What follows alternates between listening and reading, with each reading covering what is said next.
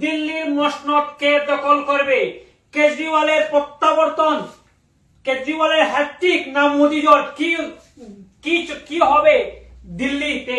এবারে দিল্লির নির্বাচনের প্রতিটি এক্সিট পোলে কিন্তু এই মুহূর্তে দেখা যাচ্ছে দিল্লিতে মোদি জোট এবং কেজির যে প্রত্যাবর্তন, কিন্তু মাত্র দুটি যে সংস্থা রয়েছে, যে এক্সিট পোল সংস্থা, সেই দুটি এক্সিট পোল সংস্থা কেজরিওয়ালকে আবার শাসনভার গ্রহণ করার কথা জানাচ্ছে এবং বাকি যে এক্সিট পোল গুলা রয়েছে সেই এক্সিট পোল গুলা কিন্তু দিল্লিতেই কিন্তু মোদি জোট কিন্তু এবারে কিন্তু হয়েছে বলে ইতিমধ্যেই যে এক্সিট পোল সংস্থা, দেশের প্রথম সারির যে এক্সিট পোল সংস্থা রয়েছে সেই এক্সিট পোল সংস্থা কিন্তু তুলে ধরেছে যে দিল্লিতে এবার বিজেপি শাসন করবে এবং প্রতিটা কি বলেছে দেশের প্রথম সারির এক্সিট পোল সংস্থা, সেই তথ্যগুলো আমি এই মুহূর্তে তুলে ধরার চেষ্টা করব।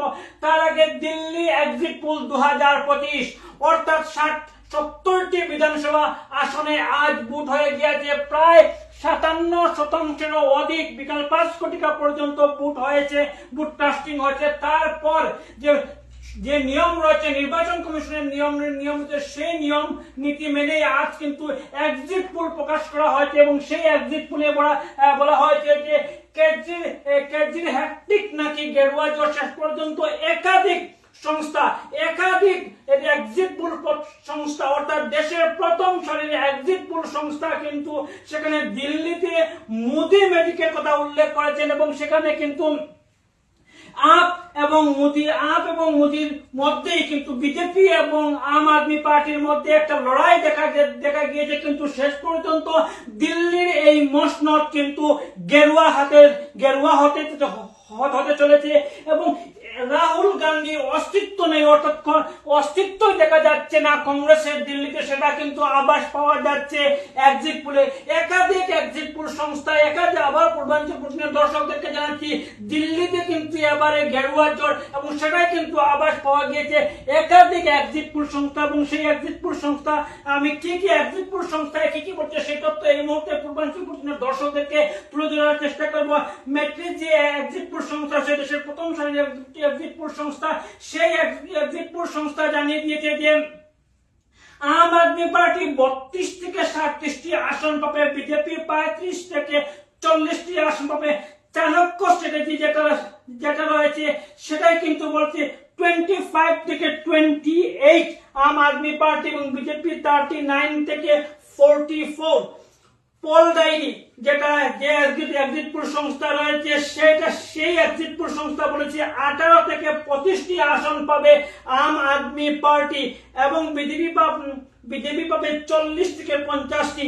পিপুল ইনসাইট যে সংস্থা রয়েছে সেখানে বলা হয়েছে, সেই সংস্থার উদ্ধৃতি বলা হয়েছে যে সেখানে আম আদমি পার্টি 25 থেকে 29টি এবং 40 থেকে 44টি আসন পাবে বিজেপি। পি মার্ক যে এক্সিট পোল সংস্থা আছে সেখানে বলা হয়েছে 21 থেকে 31টি আম আদমি পার্টি এবং বিজেপি 39 থেকে 40টি। ওয়েব রিসার্চ যে সংস্থা রয়েছে এক্সিট পোল সংস্থা এবং মাইন্ড ব্ল্যাঙ্ক, এই দুটি সংস্থা কিন্তু আম আদমি পার্টিকে কিন্তু সেখানে সংখ্যাগরিষ্ঠতা লাভ করবে বলে একটা ইঙ্গিত প্রদান করছে। সেটা হচ্ছে ওয়েব রিসার্চ যে এক্সিট পোল সংস্থা রয়েছে সেটাই বলা হচ্ছে 46 থেকে 52 এবং পাবে আম আদমি পার্টি এবং 18 থেকে 23টি পাবে বিজেপি। মাইন্ড ব্ল্যাঙ্ক যেটা রয়েছে সেটা বলা সেই এক্সিট পোলে বলা হচ্ছে 44 থেকে 49টি আসন পাবে আম আদমি পার্টি, 24 থেকে 25টি। জেবিসি এক্সিট পোল সংস্থা বলেছে যে 22 থেকে 31টি আসন পাবে আম আদমি পার্টি এবং 39 থেকে 45টি আসন পাবে বিজেপি। কিন্তু সেখানে কিন্তু প্রতিটি যে এক্সিট পোল সংস্থা রয়েছে সেই এক্সিট পোল সংস্থায় কিন্তু কোন এক্সিট পোল সংস্থা কংগ্রেসকে 0 থেকে 1টি আসন এবং কোন এক্সিট পোল সংস্থা 2 থেকে 3টি আসনের কথা বলা হয়েছে। অর্থাৎ দিল্লিতে কংগ্রেসের অস্তিত্ব নিয়ে কিন্তু এই মুহূর্তে লড়াই হয়ে পড়েছে বলে ইতিমধ্যে এক্সিট পোল সংস্থা জানিয়ে দিয়েছে যে দিল্লিতে এবারের যে নির্বাচন অত্যন্ত গুরুত্বপূর্ণ নির্বাচন ছিল এবং সেই গুরুত্বপূর্ণ নির্বাচনে সেখানে কিন্তু আম আদমি পার্টি এবং বিজেপি এবং কংগ্রেসের মধ্যে ত্রিকোণী লড়াইয়ের সম্ভাবনা ক্ষেত্র তৈরি হয়েছিল, কিন্তু শেষ মুহূর্তে যে আজকে সন্ধ্যায় যে এক্সিট পোল এসেছে এবং সেই এক্সিট পোলে কিন্তু সেই লড়াইয়ে বিজেপি নেই, কংগ্রেসের অস্তিত্ব নেই দেখা গিয়েছে। সেখানে একাধিক সংস্থা কিন্তু মোদির জয়ের কথা ইতিমধ্যে উল্লেখ করেছে এবং মাত্র দুটি এক্সিট পোল সংস্থা কেজরিওয়ালকে আবার দিল্লির মসনদে বসার কথা ইতিমধ্যে উল্লেখ করা হয়েছে। কিন্তু সব থেকে যে গুরুত্বপূর্ণ হচ্ছে 8 তারিখ সকাল থেকে যে ব্যালট গণনার মাধ্যমে কিন্তু দিল্লির এই যে বিধানসভা নির্বাচনের ফলাফল গণনা শুরু হবে এবং সেই গণনার সময় আসল চিত্র প্রকাশ পাবে। দিল্লিতে পরিবর্তন না প্রত্যাবর্তন, মোদী জন নাকি আবার এই আসনে বসবেন কেজরি, সেটা কিন্তু আগামী 8 তারিখ পরিষ্কার হবে। সেখানে 70টি আসনে কিন্তু নির্বাচন অনুষ্ঠিত হয়েছে। এক দফায় 70টি আসনে 1,56,00,000 ভোটার রয়েছেন দিল্লিতে। ইতিমধ্যে যে নির্বাচন কমিশনের যে একটা তথ্য দেওয়া মতে বিকাল 5 কোটিকা পর্যন্ত 57% অধিক ভোট কিন্তু কাস্টিং হয়েছে। সেই দিল্লিতে কিন্তু দিল্লির মসনদ কে দখল করবে? সব থেকে গুরুত্বপূর্ণ কথা হচ্ছে 36 আসন হচ্ছে সংখ্যাগরিষ্ঠতা আসন। কিন্তু যে এক্সিট পোল সংস্থাগুলো বলছে সেখানে কিন্তু যদি সব এক্সিট পোল সংস্থাগুলো যদি আমরা এই মুহূর্তে যদি বিশ্লেষণ করি, সেখানে কিন্তু এবারে ধরি কিন্তু এই যে একটা লড়াই রয়েছে কেজরিওয়াল ভার্সাস মোদি, অর্থাৎ গেরুয়া ভার্সাস আপের একটা লড়াইয়ের ক্ষেত্র তৈরি হচ্ছে। যে কোনো মুহূর্তে যে কোনো দল, আবার পূর্বাঞ্চল প্রতিনিধি দর্শকদেরকে এই যে গেরুয়া ভার্সাস আপের যে লড়াই, কিন্তু লড়াই একটা ক্ষেত্র তৈরি হয়ে গেছে দিল্লিতে এবং দিল্লিতেই কিন্তু যে কোনো সময় যে কোনো পরিবর্তন ঘটার সম্ভাবনা রয়েছে। যেহেতু বিগত 2020 সাল নির্বাচনে 62টি আসন দখল করেছিল কেজরিওয়ালের দল আম আদমি পার্টি, সেখানে বিজেপি 8টি আসন দখল করেছিল। কিন্তু এবারে কিন্তু দেখা যাচ্ছে এবারে যে এক্সিট পোল সংস্থাগুলো যে তাদের তথ্য প্রকাশ করছে, সেই তথ্য ইতিমধ্যে বলে দিয়েছে যে মোদী জয় কিন্তু এবারে দিল্লিতে হবে এবং মাত্র দুটি এক্সিট পোল সংস্থা, আমাদের হাতে আসা তথ্য মতে মাত্র দুটি এক্সিট পোল সংস্থা কিন্তু কেজরিওয়ালকে আবার গদিতে বসার ইঙ্গিত প্রদান করেছে। কিন্তু সব থেকে যে গুরুত্বপূর্ণ দেশের রাজনীতিতে দিল্লির মতো রাজনীতি, অর্থাৎ রাজধানীর রাজনীতিতে কংগ্রেসের যে অস্তিত্বহীনতার কথা কিন্তু সব থেকে গুরুত্বপূর্ণ বিষয় হয়ে দাঁড়িয়েছে, যেটা এক্সিট পোল সংস্থাগুলো কিন্তু কংগ্রেসকে হাইয়েস্ট 2 থেকে 3টি আসন দিয়েছে। যদি নির্বাচনের যে ফলাফল গণনা হবে সেটা হবে সব থেকে বড় লক্ষণীয়। সেখানে যদি এক্সিট পোল সংস্থাগুলো যদি এবারে যদি মিলে যায়, তাহলেই কিন্তু এবারের যে নির্বাচনে কিন্তু কে গদিতে বসবে সেটা কিন্তু সব থেকে লক্ষণীয় হতে পারে। দিল্লি কি পরিবর্তন নাকি প্রত্যাবর্তন, সেটা কিন্তু গোটা দেশের মানুষ, গোটা দেশ কিন্তু দিল্লির নির্বাচনের দিকে তাকিয়ে রয়েছে। কেননা দিল্লির নির্বাচনের পূর্বে কেজরিওয়ালের জেল যাত্রা হয়েছিল, আবকারি কেলেঙ্কারি হয়েছিল, একাধিক অভিযোগ উত্থাপিত হয়েছিল, মহিলা সম্মান নিধি নিয়ে কিন্তু একটা টানাটানি সৃষ্টি হয়েছিল। দুপক্ষই কিন্তু বিজেপি মহিলা সম্মান নিধি 2500 টাকা দেবে বলে জানিয়েছিল এবং আম আদমি পার্টি সেখানে 2100 টাকা দেবে বলে জানিয়েছিল। তাছাড়া কিন্তু দিল্লির নির্বাচনের সব থেকে যে বড় ফ্যাক্টর হয়ে দাঁড়িয়েছিল যে 12 লক্ষ টাকা পর্যন্ত কর মাফ করে দেওয়া হবে, যেটা নির্বাচনের পূর্বে অর্থাৎ কেন্দ্রীয় বাজেটে ঘোষণা করা হয়েছিল। সেখানে দিল্লির 67% মানুষ মধ্যবিত্ত এবং এই মধ্যবিত্তদের একটা কিন্তু মধ্যবিত্তদের মন কেড়ে নিতে পেরেছে মোদী সরকার, সেটা কিন্তু এক্সিট পোলে কিন্তু বেশি উঠেছে এবং সেটা আগামী 8 ফেব্রুয়ারি আবারও পূর্বাঞ্চল প্রতিনিধি দর্শকদেরকে জানাচ্ছি, সে এক্সিট পোল কিন্তু একটা অনুমানমূলক